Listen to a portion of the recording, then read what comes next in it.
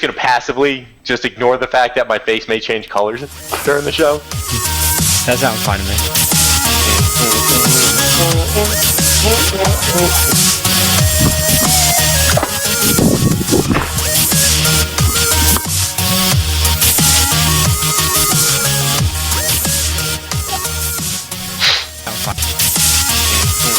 Oh my god, I forgot to mute the fucking music. I do that like all the time. That's so fun. Well, at least I know that the sound is working. So, what's going on, everybody? Dude, that has to be our intro from now on, because it was just like, oh fuck, and then that was it. I'm like, epic. What's going on, everybody? Welcome to Platinum City Gaming Live. What's going on, Chris? Welcome back. I know. Thank you. I swear to God, like. So the week before, like, my little nap turned into a sabbatical, and then, we had marriage counseling we had to go to last week, and, like, I'm sitting there and I'm texting you, and I'm twitching. I haven't been able to talk about anything. I have game talk back up. Yeah. Oh God, yeah. But how you been, buddy? Oh man, good, man. We had a week off from the show. You weren't able to make it last week, and I figured there was a few things that I wanted to handle family-wise. So I was like, we'll do that way. We'll take a week off the show. We've been very consistent on our shows, yes. So which has been absolutely awesome, and the topics have been great, so that works. So I figured, what the hell, let's take a week off, and we'll come back and do it again next week. So why not? Now we have tons to talk about, so it worked out great. So yes, but so other than that, man, let's get right into it, brother, because I'm sure we'll fill up our hour fast. Andre's not here with us today yet. He might show up later. Sometimes he hops on a little bit later, so yeah, we'll get him on later if need be. But so we'll get it started. So last week, the first week that you missed, not last week, the week prior, what we talked about is actually we end up talking more comics than anything. Yeah. You did actually miss the show. We talked about the president of Nintendo passing away. Oh, yeah. We got into a little bit of him, what he did, and stuff like that, and how it was a sad day and stuff. So, yeah. We got into a little bit of that. And then we got into the Suicide Squad and what our thoughts were with the Joker, and we got into that, and then we got into the Batman versus Superman and stuff like that, and then towards the end we started talking a little bit more about games. I can't exactly. I think we might have talked about maybe superhero games. I can't even really remember, but the Joker talk really kind of took over things a bit. So, but other than that, man, it was a pretty quiet week. And then this week we got into I got into Batman Arkham Knight. An absolute amazing game. Amazing game. But my thing is I hear a lot of people complaining about the Batmobile. There's not enough of it. There's too much of it. I mean, have you gotten to that part yet in the game? How can I describe this? Now, I've also heard that same stuff, but as of right now, like, I do notice that I have to use it a lot. So I do use it a lot, and it seems to be very simple in somewhat of a sense, but there are things that you do have to figure out. Like, there are a lot of things. Okay. There are a lot of times you got to use the Batmobile to pull down walls, so that way you can get in. All right, for an example, I'm not going to say when and where I used it, but there was a scene that I needed to use it. The elevator was stuck, and I for some reason, I don't know why, I thought right away, oh yeah, the Batmobile. I'm gonna check out the Batmobile. Actually, I think I kind of fell into it by accident, because I hopped in the Batmobile, and then I was just like, oh, that's something I can shoot, and then I shot it. I'm like, oh, I could pull the fucking elevator up. So you use the Batmobile to pull the actual elevator up, but there is nothing that hints towards that. So it's just like you get into the elevator, and you're like, oh man, the elevator's stuck. I have to find a way to get it up.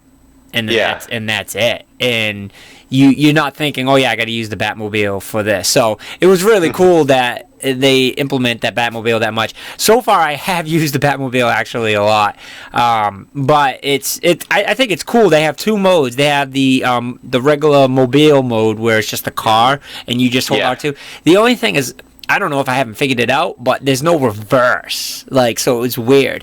But then they have battle mode where it goes up and then, like, the wheels detract, and now you can go like 360. You can hover around and stuff, which is what I use the most, because I can go backwards now, and you can control it like a character.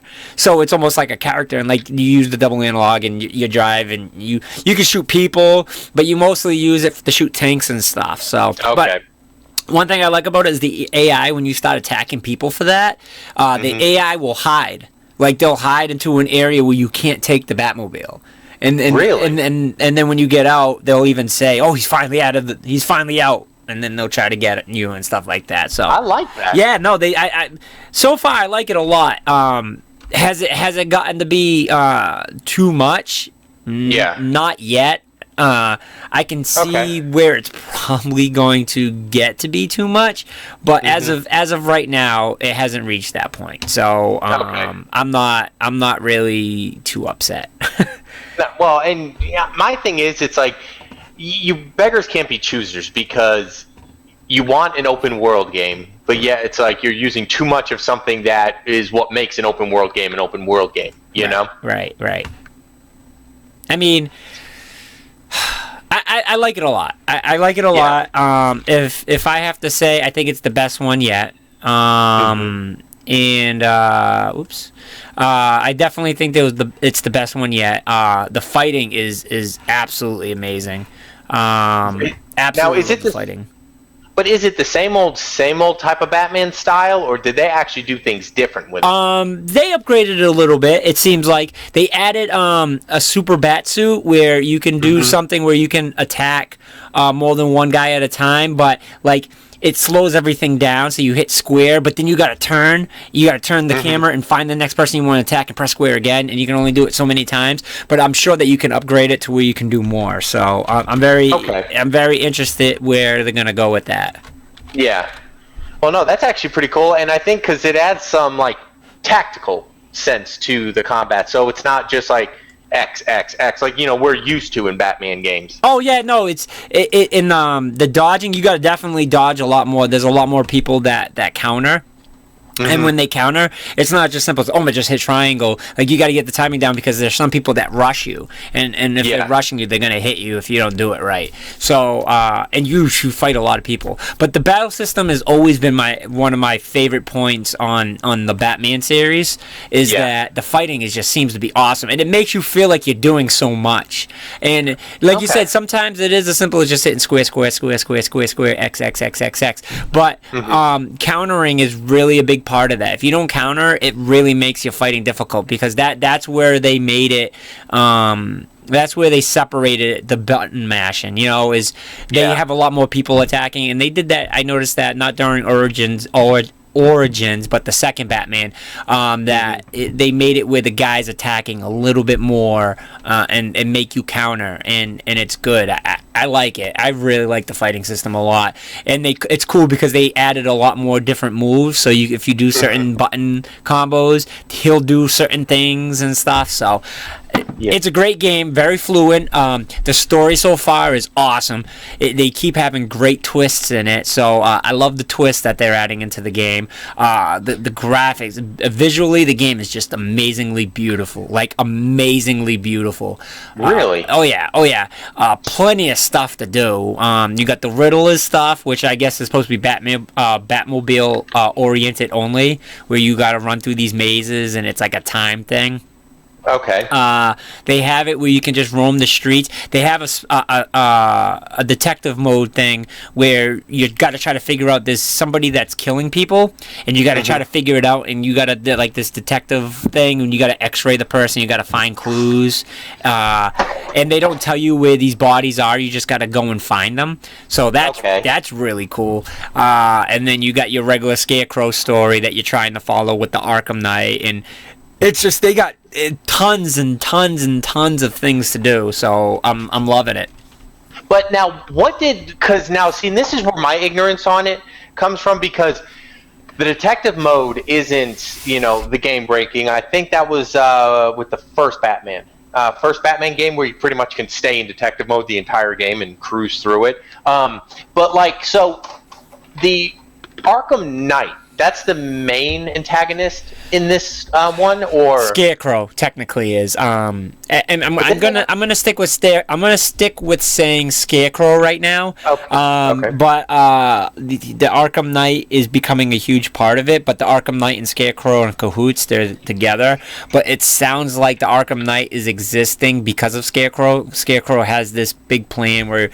And this isn't a spoiler. This is literally right from the beginning. They say it. Scarecrow and all the bad guys are joining forces and whatever, and they supposedly are helping with this Arkham Knight guy. So, but I still don't know who this is, and supposedly he's got some history with Batman, which I have some theories, but I'll keep my theories to myself. I won't say who the theories are. So, but now, is this run in the same parallel as like the comics do, or is this a part, like, because I don't read comics. I've never seen the Arkham. I believe the Arkham Knight was designed specifically for this game. I've never seen the Arkham Knight in the comics, and someone could get me, but I'm almost 100% certain that the Arkham Knight was designed specifically for this game. But there's some big things that they added from the comics that got me. I was just like, that's awesome. Like, I didn't think they were going to show it. It's actually way more intense. They dumbed it down for the game, but there's a scene that they show that is from the comics, and like I said, they dumbed it down tremendously, because what really happens in the comic books, actually, there was huge debates during the comic books about the scene and how bad it was. So I don't think they wanted to bring that whole thing up again. So I think they were like, okay, let's make this very simple on how we do this. So, but to see it, I knew exactly what they were doing with it, and I was like, this is absolutely awesome, because it's one of the things in the comics that they that people don't really know much about in the Batman series, because a lot of people only watch Batman from the movies or whatever. So I thought it was. I was excited when I seen it, and that's what kept me locked into the game. I haven't had a game like this that I've been locked onto for a while, since even The Last of Us. I really wasn't locked on. I just got desperate. I was like, okay, I really want to beat this. But even before The Last of Us, I'd probably say the last. I would say Infamous, because Infamous 1 I was pretty addicted to. But this Batman game, it's like every day. It's like today, as soon as I go to bed, like I had to replace a carpet in one of the kids' rooms, and I'm supposed to be replacing the carpet every day, because I got my daughters and my sons, and then I got mine. So I did my daughter's room today, and I got it hammered out in like 2 hours, because my worry was not being able to finish in time for the show, and then have to still work on it in the show, and we have all her stuff out of the room and in my room, in the kids' room, boys' room, so therefore, like, nobody could go to bed unless I finish this carpet. So I went straight beast mode on the carpet, and not only did I put the carpet in, got the furniture back in way before the show even started, so, and got to eat dinner at the same time. So I'm excited. So now after the show, I'm going to go upstairs and play some more Batman. So I'll be streaming it. So I was streaming it all yesterday, too. I think it was like 2 hours of streaming, I think it was, of the game. So, but now, and you know what? I saw that, because I saw you went online, and then all of a sudden I'm like, it didn't strike me that you were playing Arkham Knight. Yeah. Like, even though it said it, and I'm like, huh, interesting. Yeah, so I'll be playing that again tonight if anybody wants to check it out. It's awesome. I absolutely love it. So the good reviews is definitely out there. The bad reviews, I see where they're coming from, but I don't know. You know what I mean? Like, yeah, I mean, it's, to me, I've always taken, like, the Batman franchises, it's to each their own, It's one of those, you really can't say, yeah, it's good, it's bad, and it's kind of like, not really, because, like, you may enjoy some aspects, but then somebody else may not. Right. Right. So, good game. Love it. But now, how are you with, like, do you see this as probably going into a way of they're just going to start adding on to comic books now? Taking comic books in a different direction for games, or would you rather games stay true to the origins? Like, if it's coming from a comic book, do you want to see it still stay true to that and maybe go into a different direction, or just start making up other stuff that really doesn't go with? At this point with Batman, I don't see them going anymore. I could probably see them finishing off with this Batman and maybe not coming out with another one, and if not for at least for a long time. Yeah. I think it's still very important to stick with the main story. To add things is not a problem. The Arkham Knight edition is a pretty big edition, but it seems like they're handling it okay in the way they're adding it in, but they're still staying very true to the comics. It just seems like you got to understand the comics.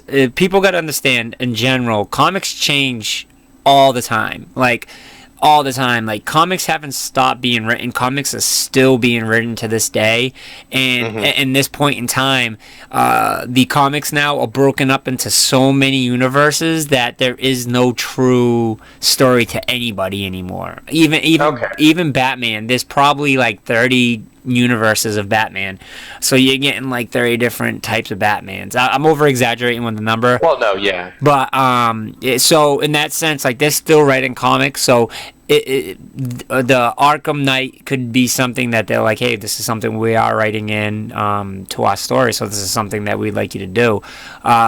The comics are so deep and go so far, and it's crazy. So in that sense, it's not a bad thing, you know what I mean? But I just don't want to see video games changing the story, if that makes any sense. Adding to a story is one thing, but then changing the story, like saying this part of history didn't happen in their history, is very frustrating. Like saying that they don't have this power is very very frustrating. So in that sense, that's what I don't want. You know what I mean? That's where I think you're treading on thin ice with. Oh yeah, what's going on? You know, like because now you're changing the character, and there's no point in doing that.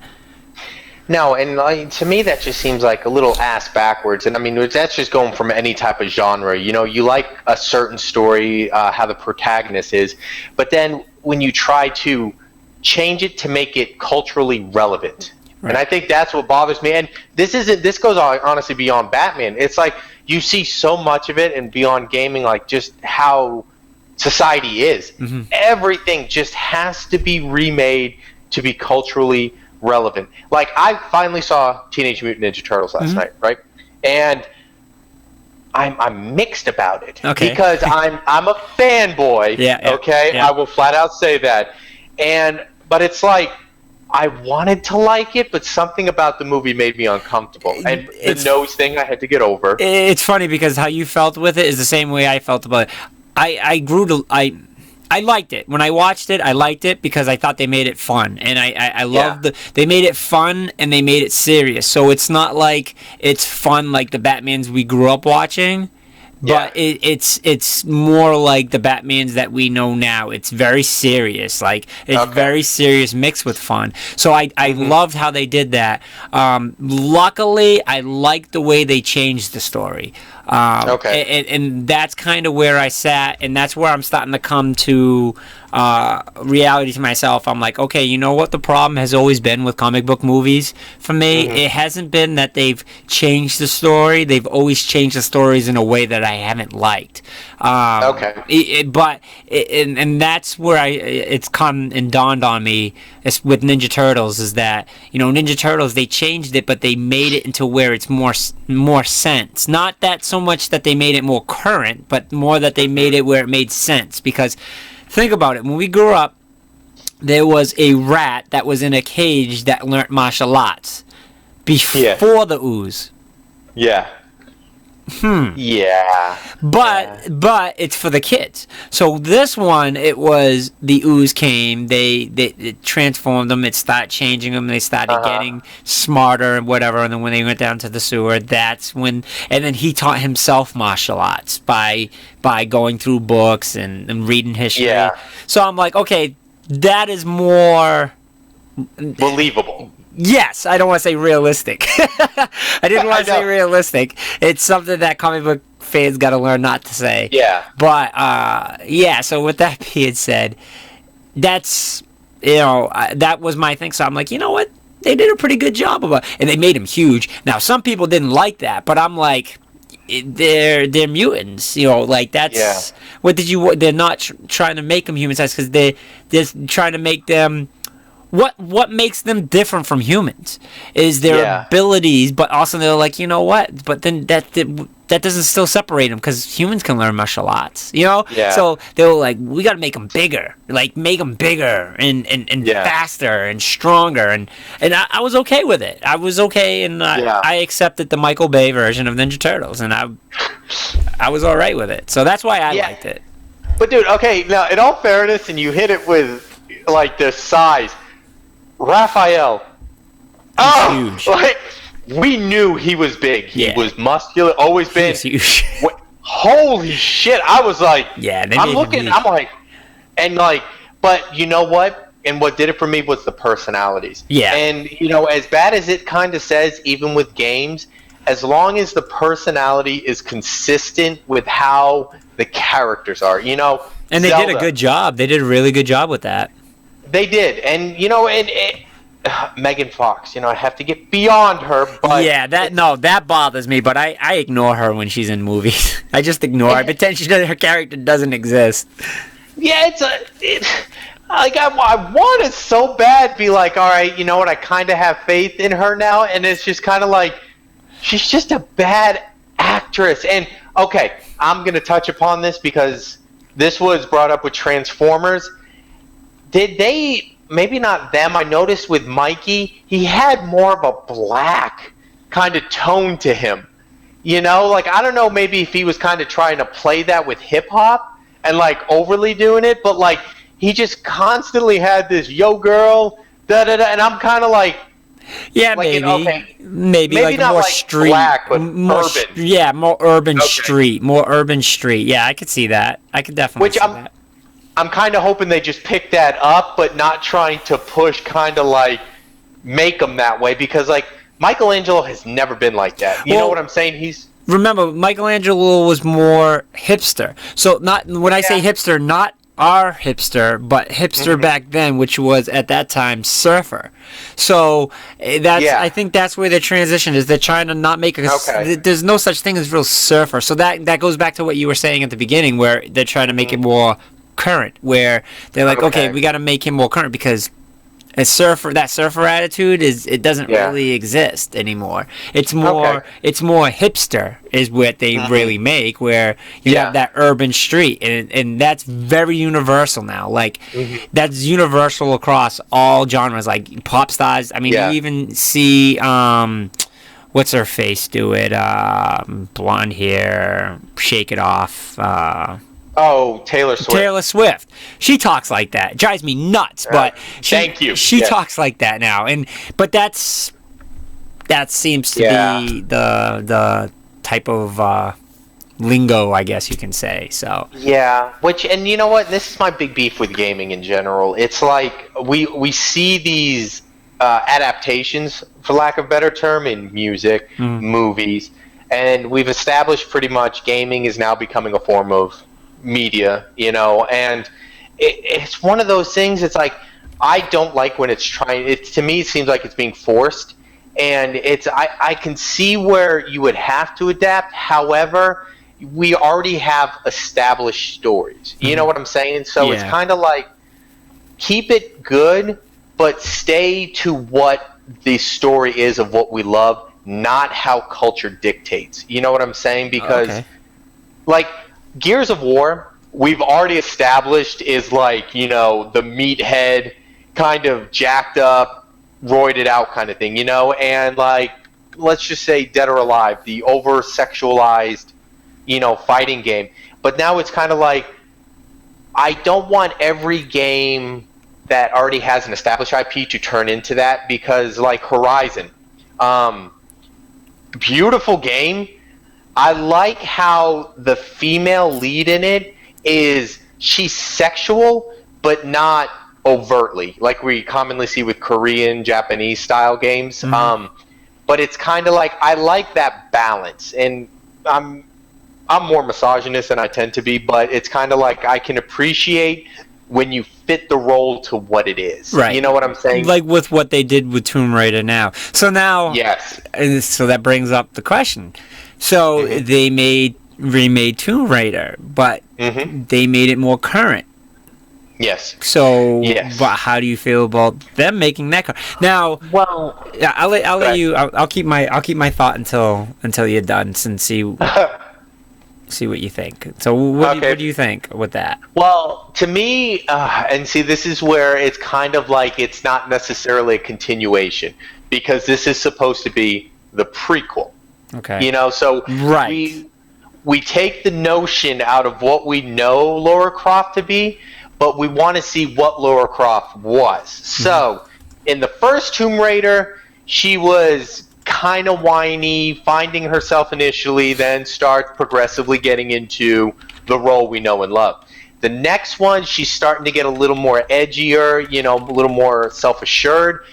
And I liked because they showed her, what's that? Not weak, but vulnerable. Okay. But it wasn't kind of like breast, short skirt, you know, anything like we've known her to be. She was normal. She dressed like she should in that type of environment. Yep.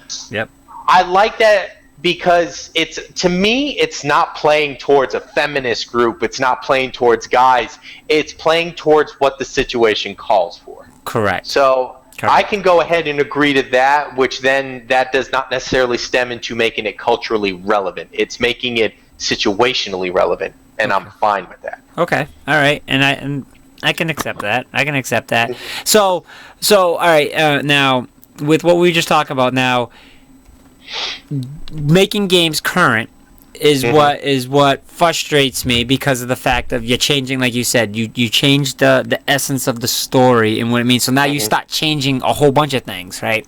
Yeah. Why do we have to make it current? Now, for example, if we were to make a movie, which supposedly they've supposed to been, make a movie of God of War, right?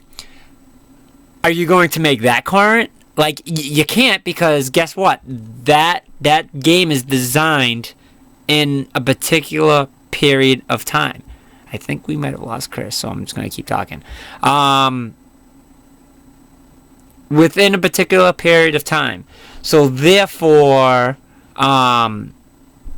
why would we change it to a more current time? Like, that wouldn't make any sense to me.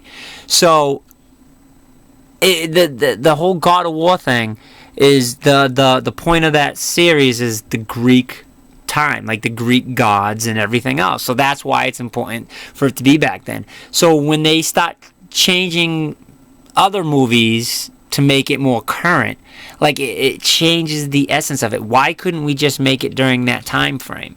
Let me see if I can get Chris back here.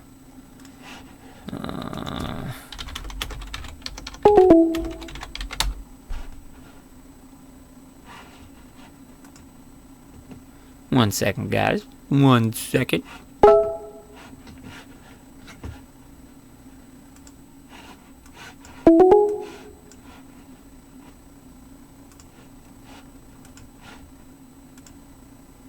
You here, buddy?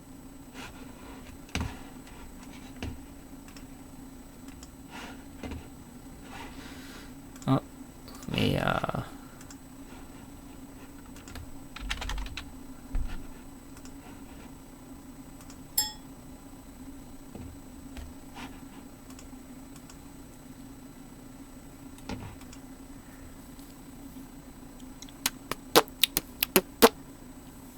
Good stuff, guys. You know what? Let me see if I can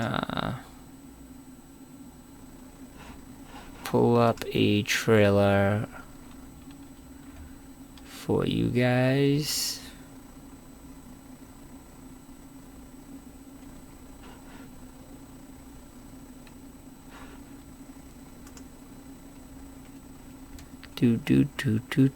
Do.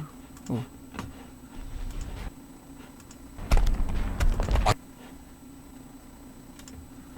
Oops. There we go.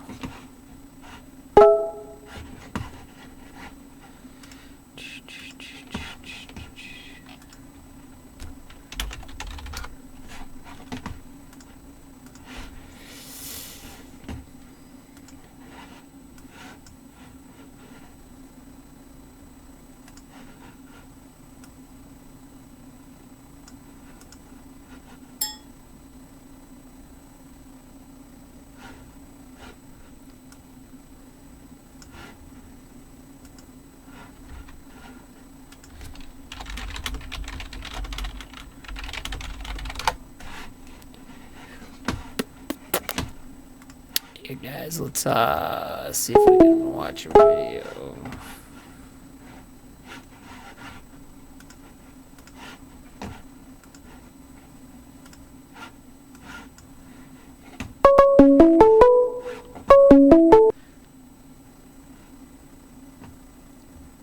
Hey, everybody, he's back. Oh my god. Okay. So apparently that setup with the computer is not going to be viable from a heat standpoint. Oh boy. Like, dude, just as you were about to get into that thought, everything just went boom, and I'm like, I was like, I blew Chris's mind, because all of a sudden I turned and you were like, I'm like, did I blow your mind, Chris? that was the last video capture. Like, I'm just like, everything went quiet. So apparently my tower needs a little more air, so I'm gonna have to work on that for next week's show. Coolant. You need coolant. I'm good about liquid cool this goddamn thing. So I apologize. I lost connection just as you were saying my thing of making things culturally relevant. It's all good. So, all right. So just to say what I was saying, I'll say it again because I got through the topic, but that's okay. So, Okay. all right. So God of War. Mm-hmm. Supposedly they were supposed to make a movie. Say they make a movie now, right? Are they going to make the God of War more current? So, isn't the whole basis of God of War based off of a certain time frame? So when that game was designed, it was designed within the Greek myth era, right? So it's got a certain time frame. So why can't we do that with other things? Huge example, X-Men. I can't. Oh no! You know what? Let's do something more close to the heart for me and you together, because X-Men is more personal for me because X-Men was my favorite comic growing up. So I could go on for that, but I think with this one, me and you can attack this one together. Dragon Ball Z. So they were so worried about making it current that they took it out of the element of what it really was. Instead of the thing about Dragon Ball Z, there is no time frame on it. Like, you know what I mean? There's no year. It's not our past. It's not our future. There is no time frame. So why do you put it in the middle of a time frame? Why can't you just base the movie off of exactly what we see? That's what you would do with God of War. That's what you did with The Last Airbender. You didn't see them trying to make Last Airbender with cars. You know what I mean? Yeah. Why do you not do that? Because that's not the way it was designed. It was designed for a certain era. So why can't we do that with our movies like Dragon Ball Z? Well, and because, like, I don't understand what happened. Like, they try, and flat out, they tried to make it culturally relevant by putting it in a high school scene, trying to make Goku that, like, oh god, I'm trying not to have an aneurysm thinking about this. Sorry, movie, I had to do it with you. I know. Well, and you know what? My thing is, and I'm shooting into the dark about this, is that maybe we all know the sagas, but they don't believe maybe it would sell as well because we already know it. You know what I'm saying? Oh, that's exactly why they do it. They try to change it to make it where it's, oh, well, let's add a few things because no one wants to watch something they already know, not realizing that's the reason why we are going there is because we want to see, like, obviously, and this is just me. I can't speak for every fan of everything for something like this, but I wouldn't be mad. Like, say they made a Final Fantasy VII movie, right? Yeah. Exactly like Final Fantasy VII game.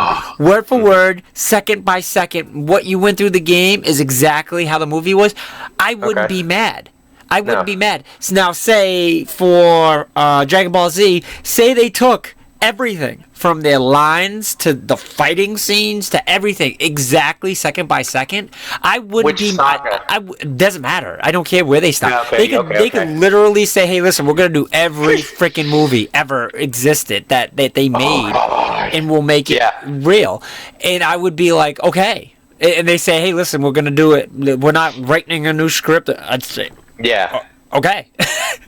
Okay, I just want to see it. Just give it to me. I mean, so realistically, they're not going to do that because they already did it, you know. But there's an essence. There's a underlying. There's a responsibility. Like, Well, okay, no. And you know what? I'm going to branch off and say Final Fantasy, Spirits Within, about goddamn broke Square Enix. You know what I'm saying? Like, we knew they were making a movie, and what did we want? Final Fantasy VII. What did they give us? I don't know.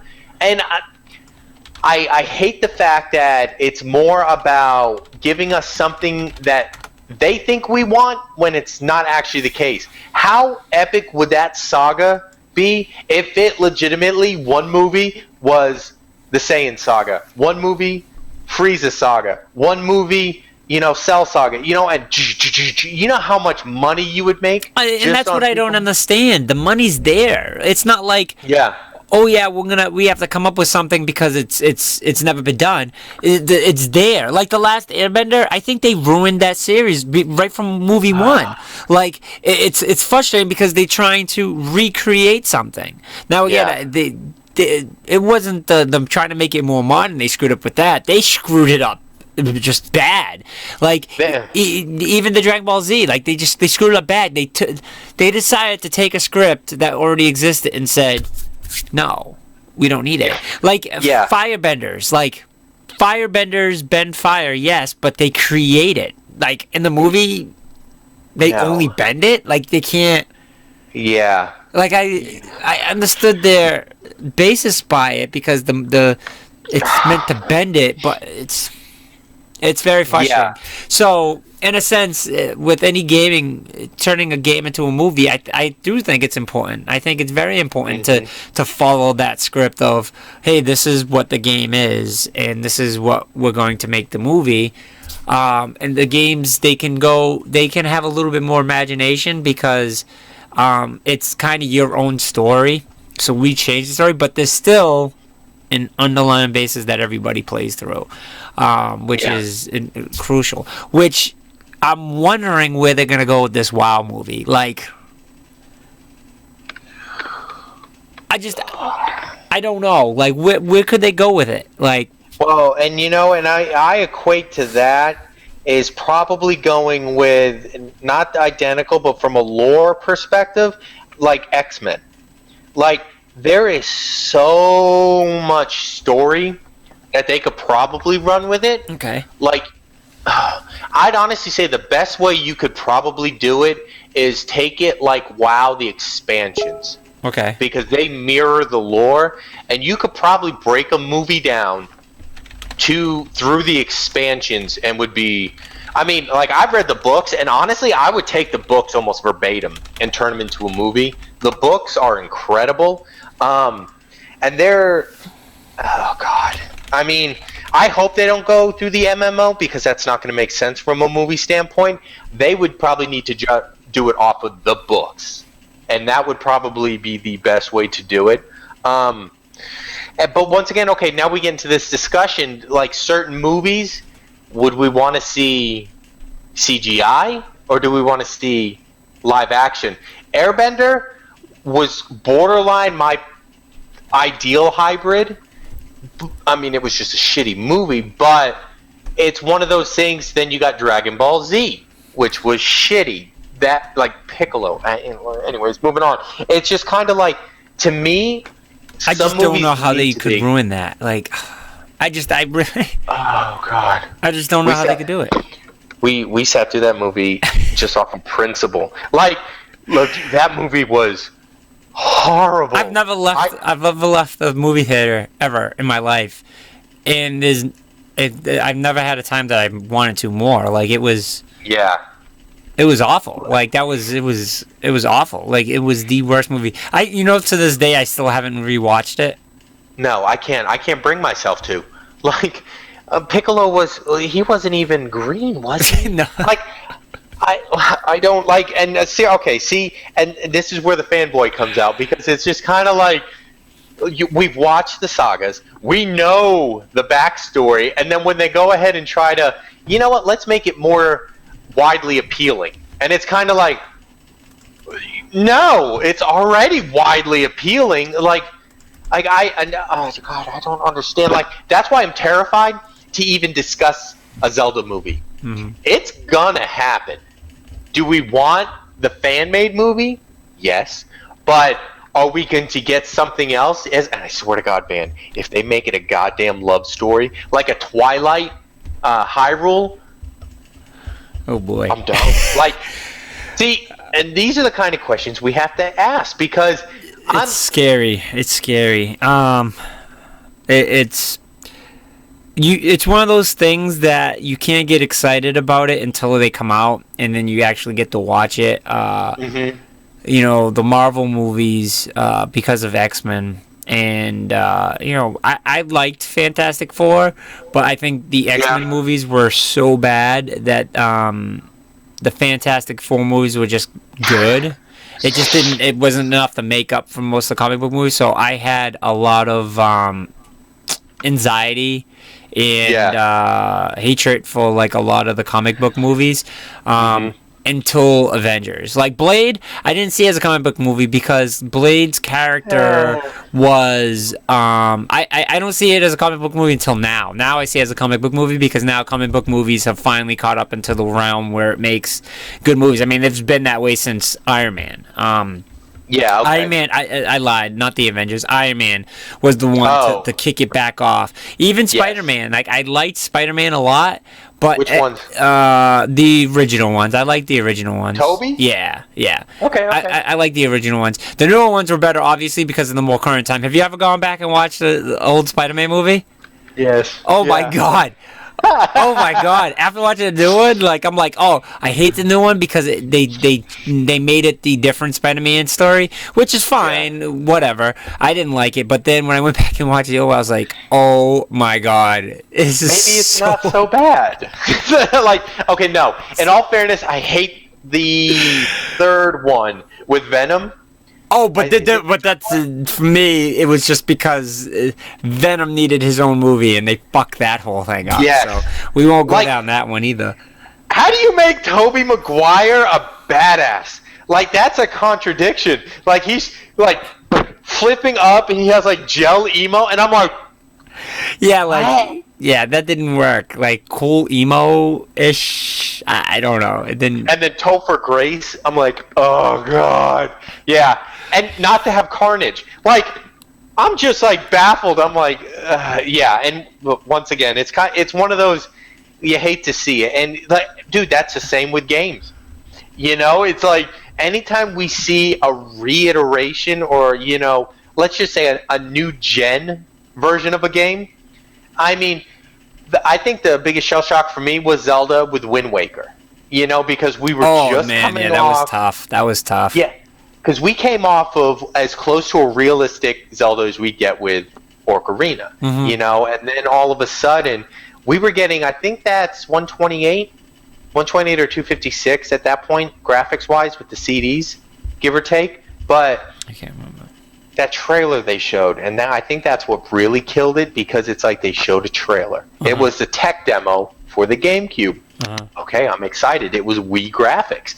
And now all of a sudden, Wind Waker.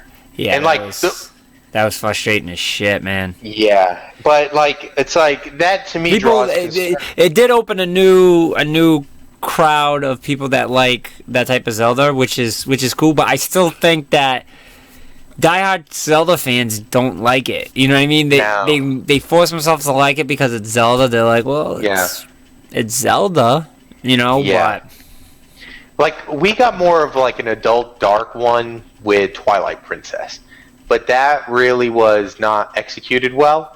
You know, so it's kind of like now we go back to that was the first Zelda game I never finished. Like, really? Oh yeah, it lost me. I was like, not Twilight Princess. That was the first Wii U one, right? And Wii. Yeah. I didn't finish it because it was the one that it was like the little guy with the head with the wolf. Yes. Yep. Still haven't finished it. I was so disappointed with Zelda, like the whole Zelda situation at that time. Yeah. And I was just like, I can't do it. I'm getting frustrated just playing this, and it's I don't know.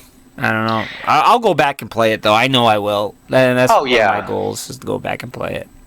Yeah, and you know when we look at what is it, Final Fantasy, notorious. Okay, like you get The first era we'll call 1 through 6, great games, brutally great games. Then we got 7, 8, 9, which 8 for me was a hit or miss, but it was still a good game. And then we get more into 10. I really can't talk about 11, but 12, phenomenal. 10, 12, you're on a good streak. 13 comes. 13 was a good game. Okay? Yep. 13-2, you're probably getting the last bit of life out of the series.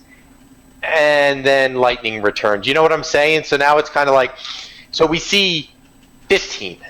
And then it's still kind of like, to me, I'm seeing it as a technical leap, but at the same point, as much as we hate like the direction Final Fantasy has been going in, it's still been sort of that vision, the JRPG, it's never been necessarily brought stateside, so then when we look at IPs like Mario,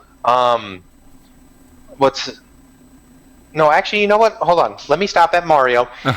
Final Fantasy JRPG, let's talk Gears of War, Halo, okay? American side. How would you feel as if an American company or Japanese company role reversed? So like if an American studio tried making a JRPG, or which wouldn't be a JRPG, it'd be an RPG, but and vice versa. Like, and it's funny because I brought up Gears of War before, but it's like, is that how we perceive ourselves? Like as an American, gaming culture? It's like we have to be big bad Michael Bay, sort of games, or can we have some sort of balance like Japanese? Beautiful, charming. It definitely got to that point. I felt during the Xbox genre, the Xbox time, when they started coming in, it was just like, oh yeah, American gamers are this. We're first-person shooters, army, military, blowing shit up. That's what we do. You know what I mean? And I'm like, no. That's not what we are. Actually, gamers are everything. Like, that's what a gamer is. And I think that's when a large part of gamers really changed, where we started breaking ourselves off into genres a lot more. And it's a shame, because to me, if I say, hey, yo, what's a real gamer? If someone asks me right now, what's a real gamer? I say a real gamer is a gamer that's willing to pick up a controller and try anything. That's a gamer. No matter what system, Didn't say like it, they're willing to pick it up and try it. And, I mean, I just downloaded Smite because Smite finally came out for the Xbox One. So I'm going to give it a shot, because I have a PC that is strong enough, but my PC that's strong enough, I don't usually use it for a lot of games. I keep the games off. I had it flooded with games, and it's not that it didn't work, it's just I didn't get to play them all, so now that it's on a console, I can find more time to play it. My baby is in the basement, and that's what this whole setup is hooked up to. I want my baby to stay in the basement. I want a laptop baby, but I don't have that yet. So when I get my laptop baby again, because I had the laptop baby, but that thing I burnt out. I burnt that thing out. I burnt that thing out. So, but it lasted a long time. So when I get that and able to bring my games with me for that, then that will be great, But other than that, are you in the chat, Chris, by chance? Which one? The Twitch? Yeah. I was, and then was not anymore. Oh, okay. No, it's okay. I was originally talking to this person that was in there, and I just wanted to see if you could, because they're talking about Zelda. I much prefer using the controller. All right, so he starts off by saying, or she, I apologize, it's Brims, having to use the Wii and the Nunchuck put me off the Skyward Sword, and I just said, very true. And I said, it did the same thing for me. It was very hard, and that was definitely part of my reasoning for that. I much prefer using the controller specifically for navigation and combat purposes. Having to use two hands on the thrust myself literally into the game was so bad for me. I've never beat the game. Have beaten like Oot and Majora's Mask 5 times over because they're so good and because the controls feel smooth. That is the most valid point on any action RPG type game. It's very important, and I think that's something that Nintendo learned very quickly was like, oops, my bad. Yeah, we shouldn't have made this a nunchuck thing, and that was with their kick of nunchucks. But I think I guarantee you, they knew that they made a mistake. They knew they made this mistake right from the beginning, right before they were passing them out. I bet you they were like, we're getting sick of this already, because the Wii is an awesome party game, and I think the Wii U fixed it a little bit by making it the control the way it is, because I like some of the games, and now I can have my GameCube controllers that I can play with it and stuff like that. So there are, but my sit-down games are still, my PlayStation. Yeah, it's still my PlayStation. Well, and to me, and that's where it's kind of like, I never think a video game console marketing should never be a part of developing. You know what I'm saying? Yep. Like in a sense too, during the development, like the Wii U, the Wii, great system, creative, a lot of fun games. But now here we go with culturally adapting the games. Zelda is not a moving title. It's, to me, just me, it's not one of those party titles where you would see the U nunchucks come into full effect. You know what I'm saying? Like, I feel I have more precision, more just fluidity with the game if I'm using a controller. I don't like having to do wand motions. I don't like having to exit, not for the Zelda series. Like, it's hard when you get into an RPG. Let's just stick with RPGs, where you would find the need for motion outside of if there's a wand, or if there's something where if you want to be cute, have the option to go open whatever, but don't make it a core function of the game. You know what I'm saying?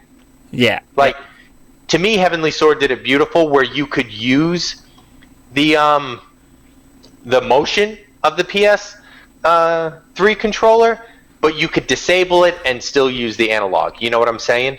Yeah. I got to address this funny question. Are you in the chat room now? Yeah. Okay, so TV poker. First, let me go to its BIMs, because that was a serious point there. I just wanted to touch base with it. Yes, I greatly enjoyed Hyrule Warriors. The replay factor for me, it's Destiny Warriors. It's you know what I mean. Great game, fun. I haven't gotten into it serious yet, so BIMS makes a great point that it takes away from the story. It's not the story, so I get that. Poker. I'm going to treat this like it's a serious question. I don't know if you're kidding or not. So if you're kidding, then okay, I take the joke. But your bet is to get into RPGs. If you're talking about time, RPGs aren't for you, man. It's just for anybody. I'll draw this question. I'll draw this question to a general. RPGs take a lot of time, and it's not just time to sit there and play. It actually takes a lot of your focus. So and this is talking serious about it.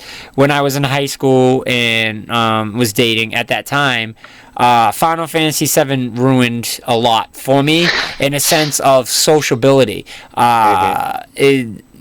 Every time I talked on the phone with my girlfriend at the time, she stuck by and she dealt with it. I mean, she became a wife, so she dealt with it and was okay with it. But talking and playing the game was impossible. So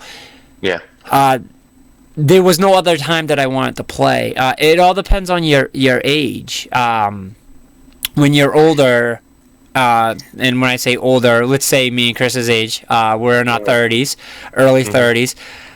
you don't have the time that you used to be able to invest in a game like that. Now me and Chris live different lives, but it's the basis is still different. With me having 4 kids, I have to also spread my time across with four children and work, and not just work now, the lounge as well. So, but a lot of people think, oh yeah, the lounge is your time, to get the gaming time in. The lounge isn't for me; it's for you.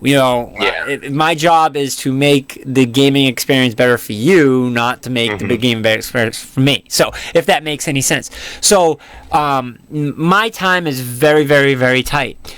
So something has to get sacrificed. So that's up to you what that sacrifice is. Sorry, Chris, go ahead. No. And because, this was still around the same time, Aaron, it's one of those, you have to find, that woman that understands your passion. And I still go with these roundabout arguments with my current fiance, and it's like you have to be honest, and not trying to get deep here, but it's one of those, if you're in a relationship,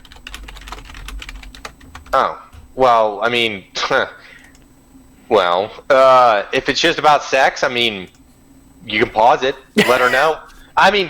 Okay, I can feel this one. When I went through my whore stage, when I wanted to play games, I played games.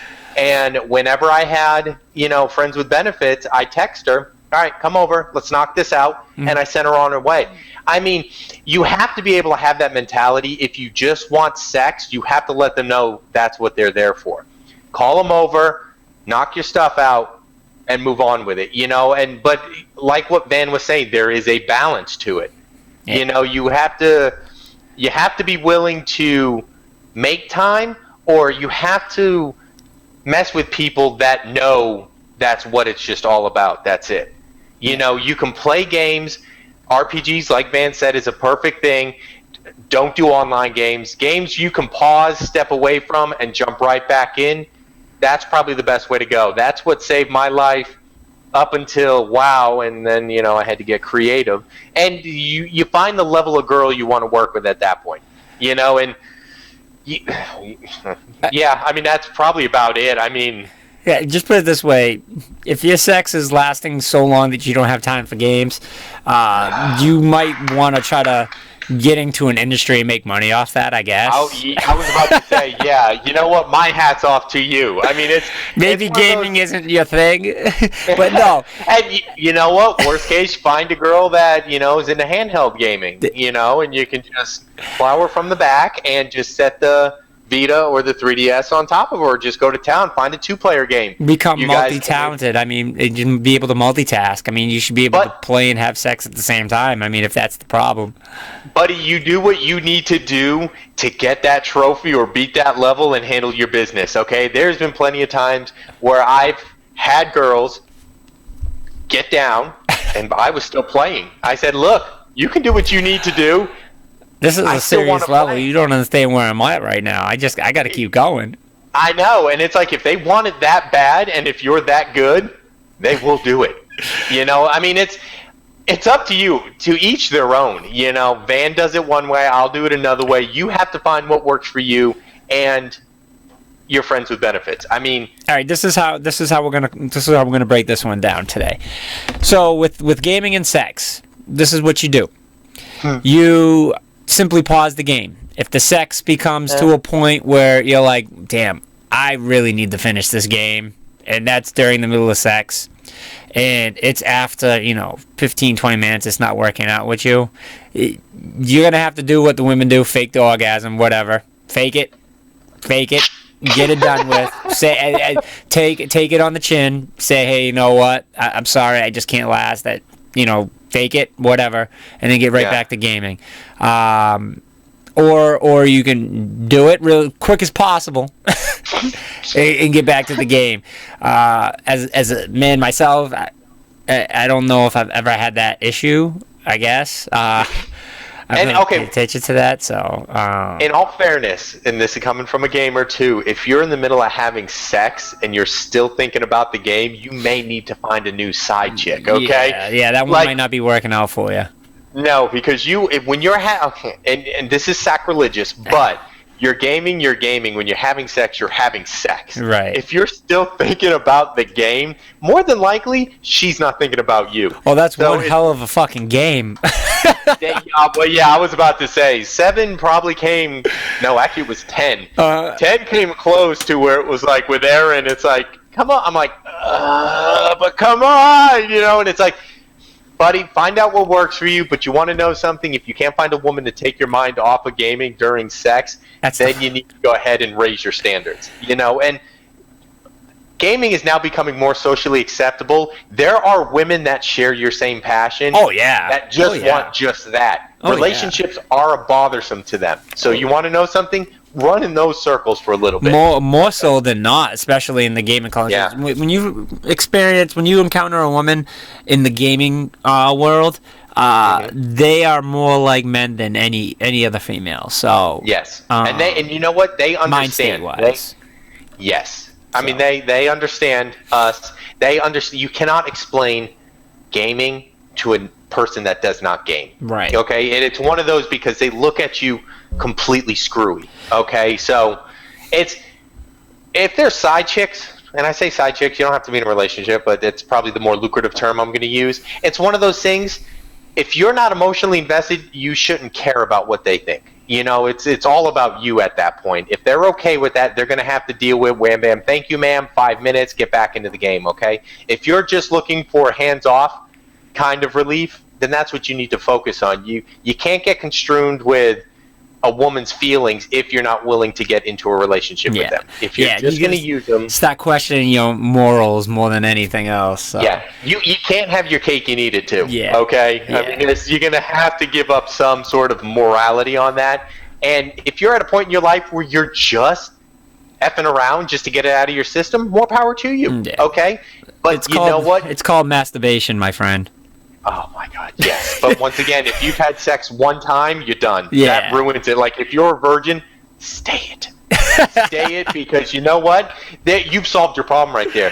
Rub one out, get back into the game. You don't even have to leave the chair, okay? It's one of those, but the second you have sex, women ruin it. Yeah, it's all done. Ruin everything for us. And I'm not saying that question was a trolling question, because people really do have that issue, and I honestly believe it. I've heard it. I've heard it before, so I'm not saying that question was trolling or not. So it's a funny question, and I laugh, not laughing at the people. I laugh at the situation. Because laughing at the situation, that's what I do best. Anytime it's a situation, I just laugh. I think, hey, what else are we going to do? If we can't laugh at ourselves, then what's the point of living the life that we live? We got to be able to laugh at it. So, but the situation's real. It is. And you know what? The struggle is real. Whether it's serious or not. I mean, it's one of those things. You grow up. If you're going to continue playing games as a man, you're going to have to find that balance between gaming and sex. Yeah. And you know what? That's the way to tell. If a woman is marriage material, she will be on board for gaming and she will understand. Yeah. If she doesn't, you don't need that kind of negativity in your life. Yeah. You don't. Yeah, I agree. Yeah, I think the best bet in that case too is to get somebody that's just as passionate about games as you, or like you said, just get the booty call. That way you're just like, hey, call them when you need it, and then you got to get somebody that's on a booty call in the same time restraint as whatever yours is, because that gets frustrating. Booty call shouldn't be difficult. Booty call shouldn't be like anytime you call, she can't. When anytime she calls, you can't. It's got to be, or whatever, him, her, doesn't matter. It can get frustrating. So it becomes more work than not. So that's when you really got to kind of figure out, okay, what is more important? I love playing my games, but obviously I need this, and it's sacrifice. We all wish we had enough of everything to do everything, but the realization of the situation is you have to manage your time. Something has to give for some, you have to take something to give something. It's give, take. You gotta manage that. And really it does come back to the time, where you're saying, okay, I'm just talking about during sex, that it's the same thing. just because my time situation isn't dealing with sex, my time situation's family, lounge, work, house stuff. You know what I mean? Like, not even like clean up after myself, go to the bathroom, take a shower, like regular stuff like that. You got to be like, okay, what's important? What do I have to cut time on? You know? Yeah. Do I spend 5 minutes a day eating food every meal so that way I add another 10, 20 minutes to gaming? Or it's real situations. So Yeah. good question, actually. I like that. That's a good question. Maybe we'll deal with a little bit more serious real life questions like that. Ooh, gaming relationship questions. Yeah, just look at that. Real life situations in our own personal life and how we do gaming and how the gaming. If I like that that opened up a whole new world for us. I think. I like good deal. I like it. We can go that route. Instead of always talking about reviews and games and what we think of games, let's talk about, being a gamer, how hard it is. Because a lot of people think it's easy. Oh, yeah, these people are just lazy all the time. Like, hey, man, I'm 33, 34, whatever the hell I am now. Freaking body hurts. I work every day. I work a 9 to 5 just like everybody else. I got 4 kids on top of it. But see, I mean, we have our toys. Exactly, It's one of those that you have a shrine. Yeah. But like I said, you could find a balance, but you have to, if you're going to be with somebody, and this is going to be getting real, and you have to let them aware that you need you time. Yes, yeah, it's important. It's important because I'm sure they want their time too, and that's when you got to work that out too. You time, their time, and you work it out together. But that's real life issues right there. That is. We got serious. But all right, man. I think that calls it for a show for us tonight, man. What do you think? Yeah. I think we did good. Good shit. I like it. Yeah. So, all right, guys. Well, this week, this Friday is our monthly, very first monthly for Smash Brothers. It's not just pot money today, and I don't mean pot as the good stuff.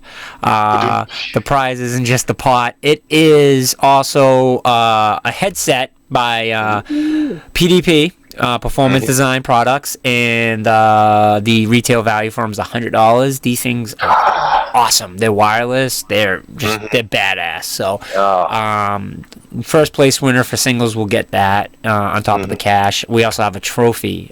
You don't get to take the trophy home though, because it's got to stay in the shop, but you get a plaque. So your name gets put on the plaque. We're gonna get plaques and stuff. So every monthly, you get added onto the plaque. So, but exciting stuff. Please check it out. This Saturday, Excelsior. We're gonna be closed at Platinum City Gaming Lounge because Excelsior. If you check them out on Facebook. Game and Hobby, I believe, their Facebook pages. They're having their monthly on the 1st, and I'm going to go help them with that. I'm going to help them stream and stuff like that. So you guys can catch me over there if you check them out. Their event's pretty big, so they need a little bit of help running it. They do a good job running it themselves, but give them extra set of hands and help them try to run things a little bit smoothly. So, and they're going to be streaming it. I believe they're going to have their own channel. I'll see what I can do about maybe getting it streamed on our channel too. We'll see. But there you go. If they don't have their own channel, we'll stream it on ours for them, help them out again. So, but exciting stuff. It's going to be a good week. So Saturday we're closed. Next month we're going to stop our weeklies again, and we're looking to start weeklies on Street Fighter V when that comes out, Mortal Kombat X, and FIFA. So just trying to work on a schedule and figure out how we're going to do that. Come down to the lounge now. We got Arkham Knight, so come down and play some Arkham Knight if you haven't played it yet. Come on down to the lounge, check it out. I'm sure the kids are going to be playing that. That game's probably going to be on lockdown for a little while. So I know the kids are going to be excited to check that out on Wednesday. So and if you guys are not doing anything, please come check us out down this Wednesday. We usually get a bunch of guys together and we play Smash, and we try to get practices in and stuff like that before we do the Sudden Death Smash at 8 to 9, the web show. So come down and play with us. Even if you're not a hardcore Smash head, it's free, so just no door charge, no venue fee. So just come down and come play. So it's good times. Yes, sir. I'm not going to get too excited about this yet, but I'm going to mention it. we got some dates for PAX East 2016. It's God. the last weekend in April. I'm pumped. I cannot fucking wait. Not the last weekend, the second to last weekend. 21st, 22nd, 23rd? Holy shit. Yep. Second to last. Yep. Or is it 22nd, 23rd, 24th? 4th. Yeah, that's the actual weekend. And you're going to go ahead and pick me up a 3-day pass, right? Oh, definitely. There's a few people I'm going to work on with that. I'm working on getting us a booth, people. I am working on it. I would love to get a booth. If I get a booth, Yes. parties all day at our booth. Oh, God. Parties all day. So Yes. that's what I'm looking for. They're working on 2 hotels that's supposed to be finished in December, and they're going to be across the street. So awesome. Are you guys going to be booking those now? No, the moment the tickets go on sale, that's when because we get the discount. So Yeah. Oh, okay. but we should work on getting Puma.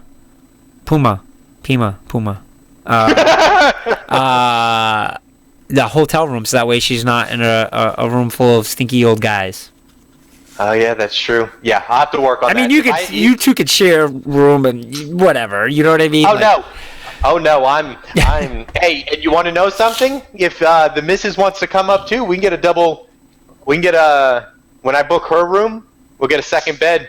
Amy can come up there and parlay. I am going to be having the kids come up on Sunday. This year, I'm going to get them past this Sunday, because the one year I did that for Easter for them, they loved it, and now they're older, and they didn't really play video games as much as they do now then. Yeah. Like, I just introduced video games to them, so they were just kind of getting it. Van had, like, a 3DS. Leo, I think, he was in a carriage, I think, at that time, so.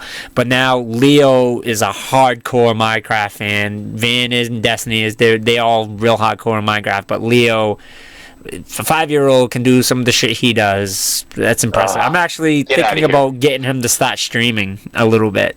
So I think that'd be fun. So we'll see. But he's incredible kid. Incredible kid. He likes Plants vs Zombies also. So yeah, God in Warfare. Oh, he's all about it. He's good. Yeah.